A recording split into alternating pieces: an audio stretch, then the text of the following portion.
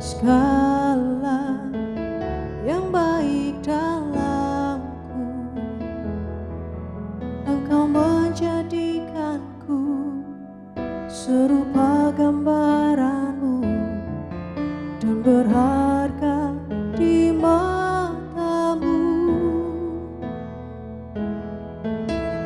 Yesus, kau telah memulai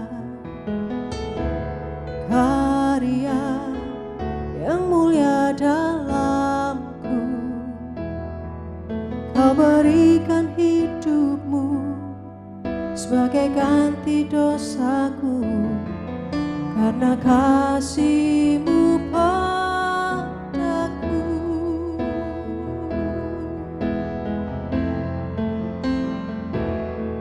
Sekarang ku memuji-Mu, Allah yang setia, yang tak pernah meninggalkan perbuatan tangan-Mu. Sekarang ku menyembah-Mu, Allah yang mulia, sempurnakan segenap hidupku agar indah bagi-Mu.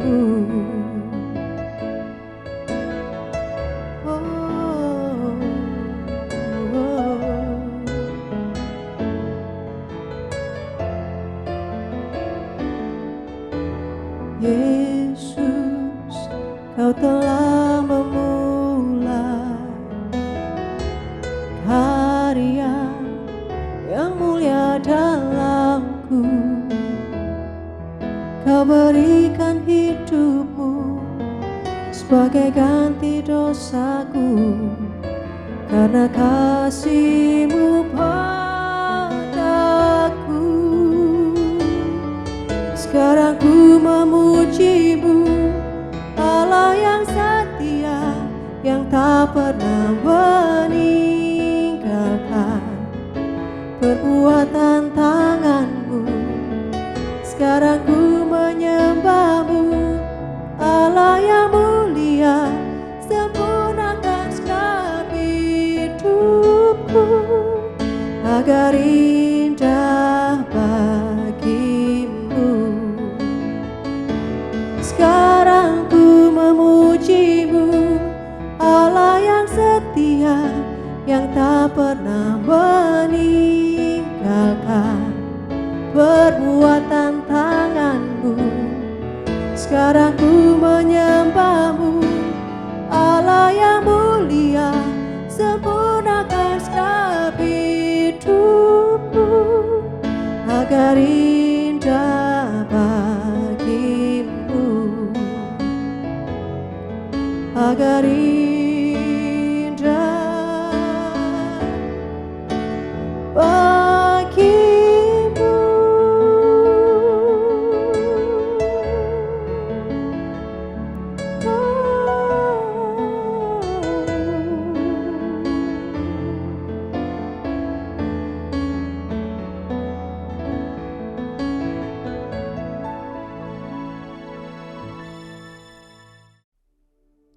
Ya, shalom warga kerajaan. Kiranya sukacita surga limpah buat kita semuanya.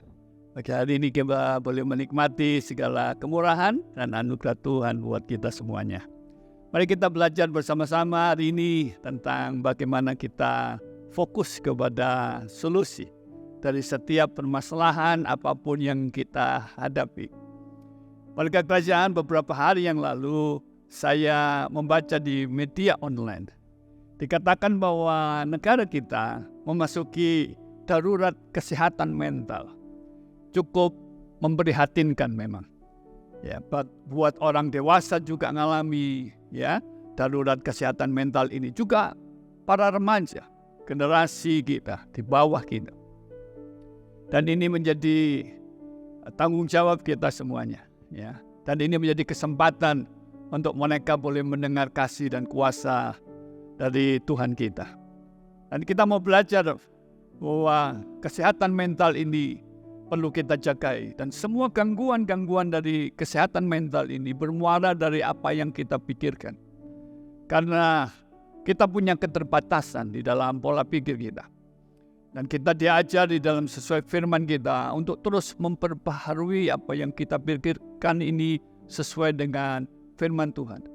Dikatakan di media online itu bagaimana kasus bunuh diri di Indonesia ini makin meningkat, makin tinggi. Disebabkan salah satunya karena beban kehidupan yang tinggi, mereka tidak kuat menanggungnya dan mereka mengakhiri kehidupannya dengan itu. Saya tahu bahwa tuntutan kehidupan semakin hari semakin tinggi, semakin besar. Kalau ini kita tidak kelola, ini yang membahayakan sebenarnya.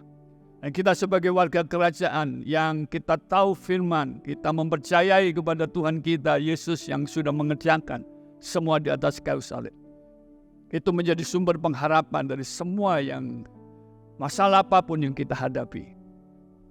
Tuntutan-tuntutan apapun dalam pekerjaan, pelayanan, rumah tangga, apapun itu. Kita mau belajar untuk kita kelola apa yang kita pikirkan. Makanya kita mau belajar fokus untuk solusi dan sumber solusi dari semua masalah kita adalah firman Tuhan. Karena adalah hikmat, sumber hikmat kita adalah firman Tuhan. Makanya kita mau mengalihkan semua masalah apapun yang kita hadapi itu kepada firman. Fokus itu punya pengertian adalah sudut pandang kita. Bukan kepada masalah yang kita hadapi. Kita tidak membesarkan masalah yang kita hadapi. Menjadi beban kehidupan orang semakin besar karena terlalu fokus membesarkan masalah itu. Masalah itu bertubi-tubi terus dan kita tidak bisa kelola semuanya ini. Makanya kita akan belajar bahwa semua tuntutan, semua permasalahan, kesulitan apapun dalam hidupan ini, ayo sudut pandang kita dialihkan kepada apa yang dikatakan firman. Di dalam Filipi pasal yang keempat ayat yang keenam dikatakan, janganlah hendaknya kamu khawatir tentang apapun juga. Orang khawatir karena pikirannya terlalu jauh memikirkan hal-hal ke depan yang kita tidak bisa kendalikan. Sudut pandang kita akan kepada hal-hal yang tadi yang tidak bisa kita kendalikan. Itu membuat kita makin cemas dan khawatir. Tetapi nyatakanlah segala hal keinginanmu kepada Allah. Nah sekarang fokusnya kepada Allah, bukan kepada kekhawatiran kita. Nah ini yang dimaksud dengan perubahan pola pikir itu. Itu yang dimaksud dengan fokus kepada solusi, kepada firman. Dan ini harus terus-menerus kita kerjakan. Kita harus mendisiplin yang di dalam pikiran ini, dialihkan, fokuskan kepada apa yang dikatakan firman.